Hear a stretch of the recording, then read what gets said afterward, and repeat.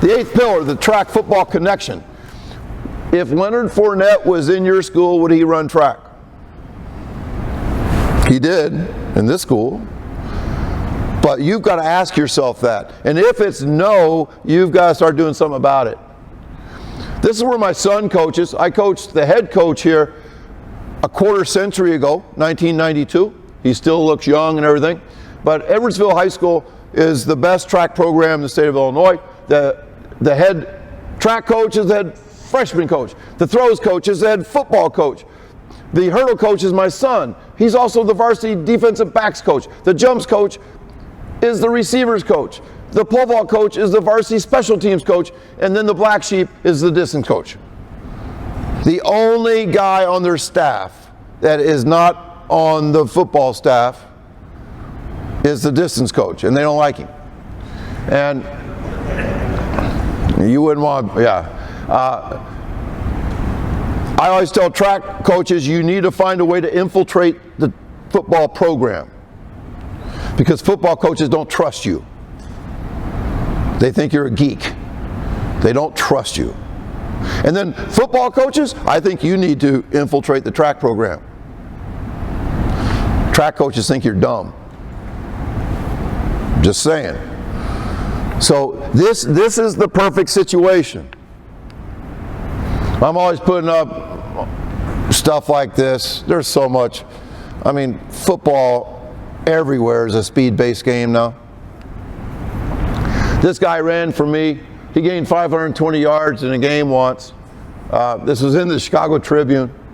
You know, once again, you know, I had football cred. One reason was I was the freshman football coach. That helped, and a good one. But our football players run track. This is him with the skins now.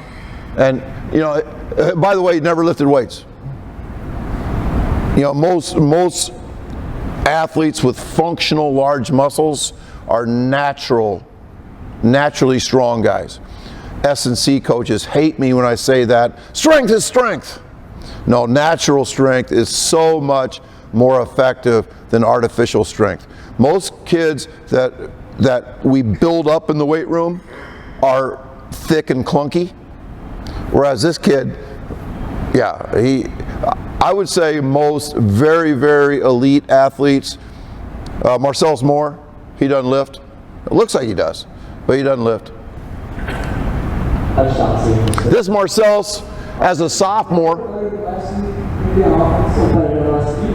wear braces. He's a young guy. And he's going back to a little shovel play, and it's looking like it's going to be another touchdown as Marcellus Moore is going to take this one to the house.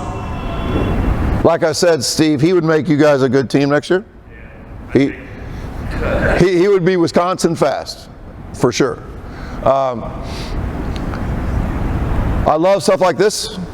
I'm a propaganda machine, but I never lie on times. This kid played freshman B football for me. He never carried the ball one time in an A game. We went 9-0, we always did, and he never carried the ball one time in an A game because he was so freaking slow. If anybody knows anything about 10-meter flies, 1.37 is girl slow. That's girl slow. That's like old lady slow. I mean, it's like awful. But I convinced him to come out for track.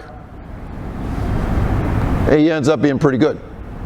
And you know, those were his PRs in high school. He went from slow to fast. People say, oh, well, he probably just grew up. But he sprinted so much for us. I'm always putting out stuff like this. I love that the best receiver, arguably, in the NFL right now, could not get noticed. And I love this statement. He said, I worked on nothing but speed until I could run a 4.45. That's kind of feed the cats. That's like saying, this is what we're after. So, kind of in review, we want to attract cats to our program, and then we want to train them for the type of athlete they are. If you build it, they'll come. Football coaches should like me because the volume of fast kids will improve. When we started our program in 2007, we only had 3 kids sub 460. And now we average close to 30.